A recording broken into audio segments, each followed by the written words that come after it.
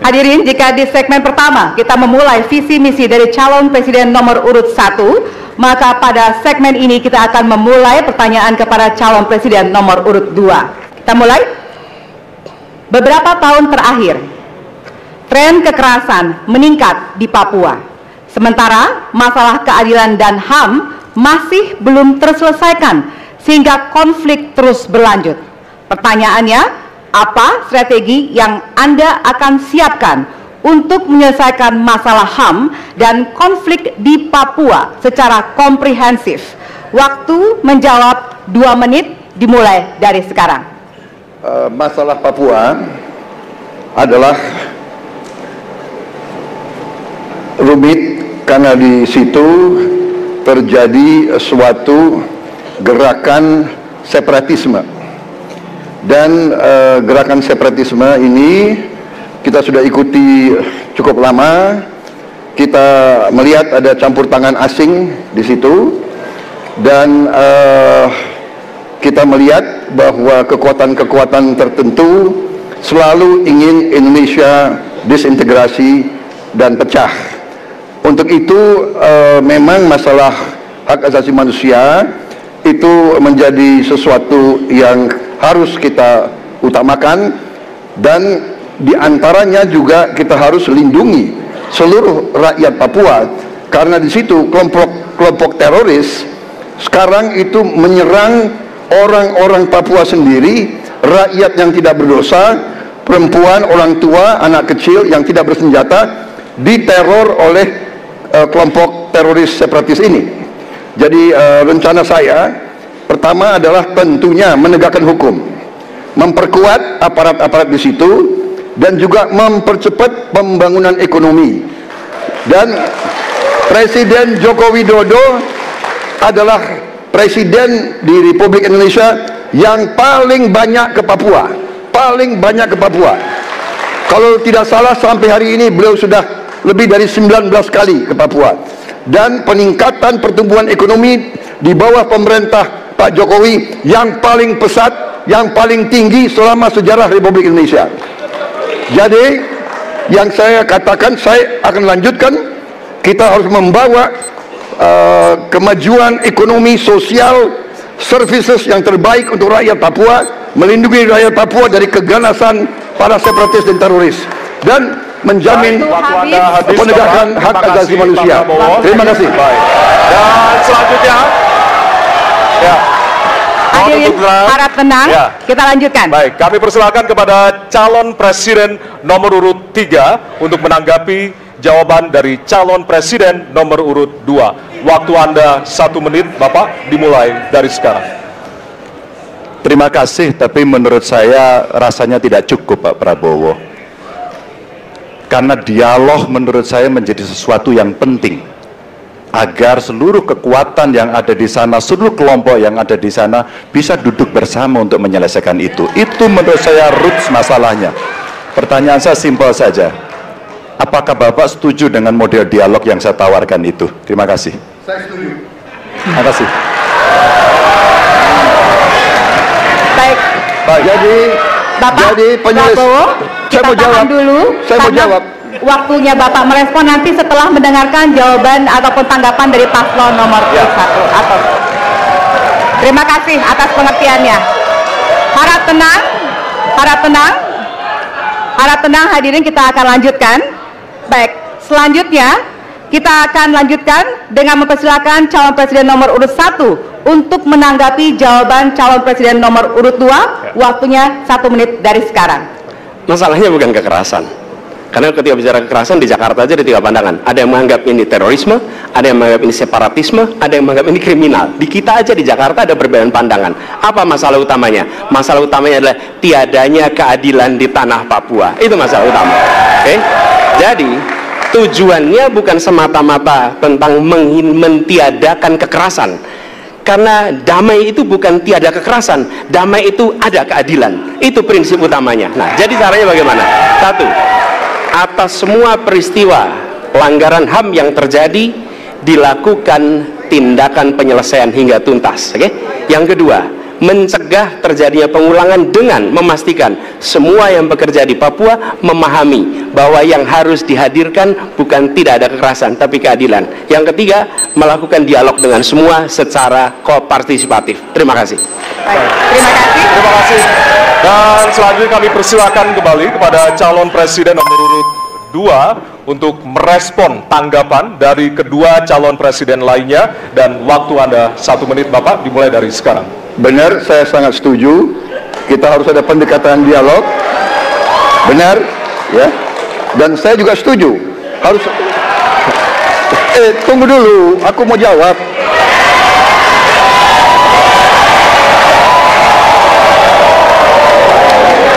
Jadi, benar keadilan. Benar sekali, harus ada keadilan. Tetapi saya mau mengatakan, tidak sesederhana itu, Pak Anies. Ada faktor-faktor lain, Pak Anies. Ada faktor geopolitik, ada faktor ideologi. Inilah yang masalahnya tidak gampang, ya. Tetapi saya pendapat kita harus tegakkan keadilan. Kita harus dialog. Ini masalah bangsa. Ini harus kita, semua kekuatan harus kita rangkul. Baik, waktu habis, Bapak. Waktu habis, Bapak. Terima kasih. Baik, selanjutnya kita akan beralih ke pertanyaan untuk calon presiden nomor urut 3. Baik, untuk calon presiden nomor urut 3, pertanyaannya adalah tema pemerintahan dan peningkatan pelayanan publik. Pertanyaan dari huruf C. Kita bersama, Bapak Ibu sekalian, amplop juga masih disegel. Kita akan buka.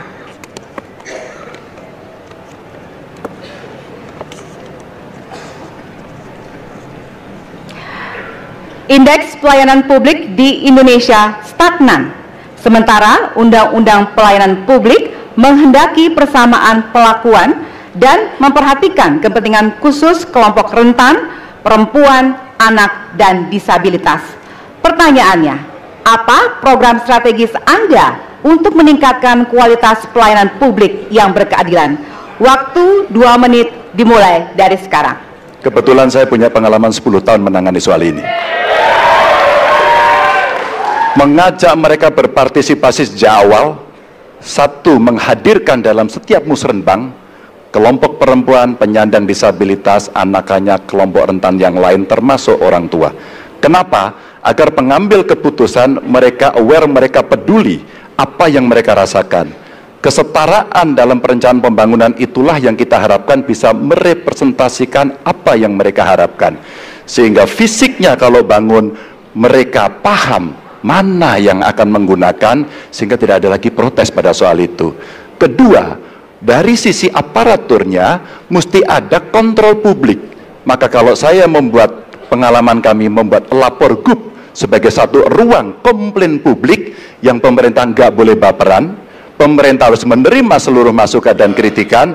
Inilah yang akan kita angkat menjadi government super apps, sehingga ketika itu tidak berjalan, pemerintah tertinggilah yang harus kemudian mengambil alih itu, sehingga pelayanan akan bisa jauh lebih baik, sehingga kelompok-kelompok ini harus mendapatkan afirmasi.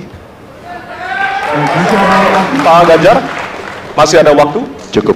Baik. Cukup. Baik, terima kasih. Ya.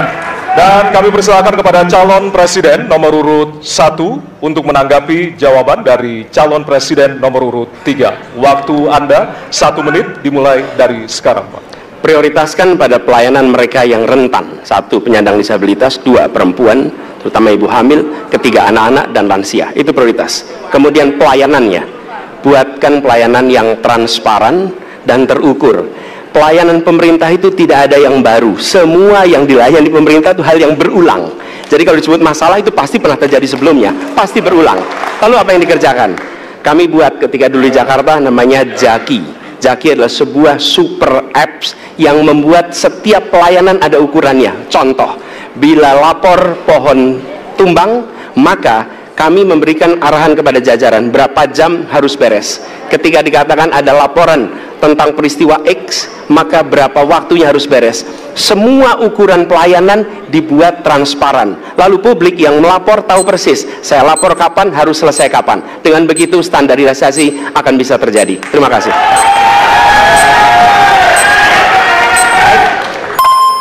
Terima kasih atas tanggapannya. Silahkan kepada calon presiden nomor urut 2 untuk menanggapi jawaban calon presiden nomor urut 3. Waktunya 1 menit dari sekarang. Menurut pandangan saya, kelompok rentan itu juga termasuk para petani dan nelayan. Dan yang saya dapat setelah saya keliling, khususnya di Jawa Tengah, Pak Ganjar, petani-petani di situ sangat sulit dapat pupuk. Dan mereka mengeluh dengan kartu tani yang Bapak luncurkan, ini mempersulit mereka dapat pupuk. Jadi sebetulnya mereka ingin pupuk itu pengadaannya disederhanakan. Saya kira mungkin Bapak bisa menjawab masalah itu. Terima kasih. Pak Prabowo. Cukup, nggak usah lama-lama. Baik, terima kasih. Dan selanjutnya kami persilakan kepada calon presiden nomor urut 3 untuk merespon tanggapan dari kedua calon presiden lainnya. Waktu Bapak 1 menit dimulai dari sekarang. Terima kasih. Jadi menggunakan teknologi yang disampaikan Mas Anies sudah betul. Rupanya kita sama pada soal itu. Tapi untuk Pak Prabowo saya harus mengingatkan, Pak, pupuk langka terjadi di Papua, Pak. Pupuk langka terjadi di Sumatera Utara, Pak. Pupuk langka terjadi di NTT, NTB, Kalimantan Timur, termasuk bensin. Mungkin Bapak sedikit agak lupa untuk saya bisa mengingatkan, karena Bapak pernah menjadi ketua HKTI. Pak, data petani kita tidak pernah beres. Maka kalau kemudian satu data petani itu bisa kita kelola, maka distribusi pupuknya harus bisa sampai dan tepat sasaran. Pada saat yang sama, kuota pupuk tidak boleh dibatasi. Maka ini yang saya telepon langsung kepada Pak Wapres saat itu. Pak Wapres, please, kasih tambahan. Kalau tidak cukup. Dan ini terjadi di seluruh Indonesia. Maka inilah mesti kita kerjakan nanti. Baik. Masih ada waktu? Mau ditambahkan, Pak? Cukup? Baik. Baik, terima kasih. Hadirin, kita akan beralih ke pertanyaan selanjutnya untuk calon presiden nomor urut 1. Baik, pertanyaan untuk calon presiden nomor urut 1 adalah tema penanganan disinformasi dan kerukunan warga, huruf A. Kita lihat bersama, masih disegel, kita akan buka bersama.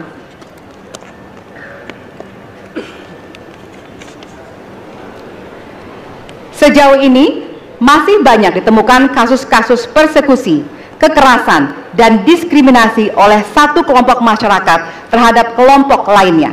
Pertanyaannya, apa kebijakan Anda untuk melindungi warga negara dan memperkuat toleransi dalam masyarakat Indonesia yang majemuk? Waktunya 2 menit dimulai dari sekarang.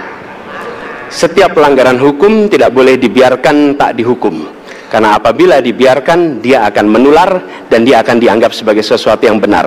Karena itu langkah yang pertama adalah setiap kali ada pelanggaran dikerjakan oleh siapapun, kapanpun, dimanapun, maka tegakkan aturan, tegakkan hukum. Nomor 1. Yang kedua, ketika kita berbicara kerukunan, maka kita harus melakukan usaha berkomunikasi dengan semua. Negara tidak boleh memusuhi salah satu unsur yang ada di masyarakat. Nggak boleh.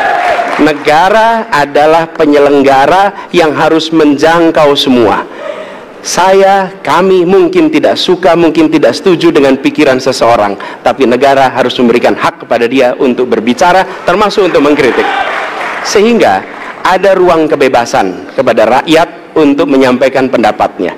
Jadi, kita harus sadar, negara bukan mengatur pikiran, negara bukan mengatur perasaan, negara mengatur tindakan. Di situ kita atur. Dan bila melanggar, maka itu dilakukan tindakan penegakan hukum. Lalu, ketika sampai kepada usaha untuk menjangkau semua, pasti komunikasi dilakukan. Tapi selalu saja ada peristiwa pelanggaran, ada peristiwa kekerasan, dan seringkali rakyat tak tahu kemana harus melaporkan. Dan ketika mereka berhadapan dengan pihak lain, seringkali mereka membutuhkan bantuan hukum, karena mereka berhadapan dengan berbagai unsur yang ada di masyarakat. Karena itu kami merencanakan membuat sebuah program yang disebut sebagai online untuk pelayanan pengacara gratis. Jadi ini adalah online pelayanan gratis yang kami sebut sebagai, istilah yang kami gunakan adalah hotline Paris, itu namanya kira-kira. Nah, dengan cara begitu maka rakyat mengalami masalah bisa minta tolong kepada negara untuk didampingi pengacara dari negara. Terima kasih. Baik. Terima kasih. Dan selanjutnya kami persilakan kepada calon presiden nomor urut 2 untuk menanggapi jawaban dari calon presiden nomor urut 1. Waktu Bapak 1 menit dimulai dari sekarang. Saya kira yang sangat dirasakan oleh banyak kelompok, terutama kelompok minoritas, Pak. Saya ingin tanya bagaimana tanggapan Bapak tentang keluhan adanya kelompok-kelompok minoritas yang ingin membuat tempat ibadah tapi sangat sulit karena faktor-faktor yang dipersulit oleh birokrasi dan sebagainya. Masih ada waktu, Bapak? Cukup. Sudah cukup? Baik, terima kasih. Selanjutnya kami persilakan kepada calon presiden nomor urut 3 untuk menanggapi jawaban calon presiden nomor urut 1. Waktunya 1 menit dimulai dari sekarang. Ada yang lebih penting saya kira, meskipun seluruh proses memang harus dilalui. Penegakan hukumnya, menghukum yang bersalah, dan aparat hukum tidak boleh ragu pada soal itu. Tapi ketika kemudian kita kembalikan pada persoalan yang potensial muncul, itulah kenapa Pak Mahfud kemarin di Sabang berbicara dengan banyak tokoh agama, agar di samping pendidikan agama, mereka memberikan juga pendidikan budi pekerti, agar kemudian dia bisa mengerti sejak awal bagaimana berbeda dalam suku, agama, golongan, sehingga mereka akan bisa bareng-bareng memahami. FKUB, tokoh masyarakat semua dilibatkan dalam proses keseharian dalam pengambilan keputusan. Kalau itu bisa terjadi, rasa-rasanya bangsa ini akan membangun harkat dan martabatnya, karena kita memang berbeda tapi kita dipersatukan. Baik. Masih ada waktu, Bapak? Cukup. Ya. Dan selanjutnya kami persilakan kepada calon presiden nomor urut 1 untuk merespon tanggapan dari kedua calon presiden lainnya, dan waktu Bapak 1 menit dimulai dari sekarang. Terima kasih Pak Prabowo. Perlu kami sampaikan bahwa ketika kami bertugas di Jakarta, maka ada begitu banyak izin-izin gereja yang mandek 30 tahun, 40 tahun dan tuntas dibereskan. Oke? Antrian yang amat panjang yang tidak pernah selesai, dan kemudian banyak kelompok agama dari mulai Buddha, Hindu, Kristen yang mengalami kesulitan mendirikan tempat ibadah, mereka menerima izin tempat ibadah dan mereka bisa beribadah dengan baik. Dan kalau boleh saya laporkan, dalam sejarah Gubernur Jakarta yang paling banyak memberikan izin rumah ibadah adalah Gubernur Anies Baswedan. Termasuk ketika umat Islam mau mendirikan masjid dan tidak bisa mendapat izinnya, saya bicara. Ketika umat Kristen mau mendirikan gereja tidak bisa mendapatkan izin dari masyarakat, saya bicara. Dan semuanya akhirnya mendapatkan izin untuk bisa beribadah. Terima kasih. Terima kasih. Baik, sudah cukup, Bapak? Masih ada waktu? Cukup ya?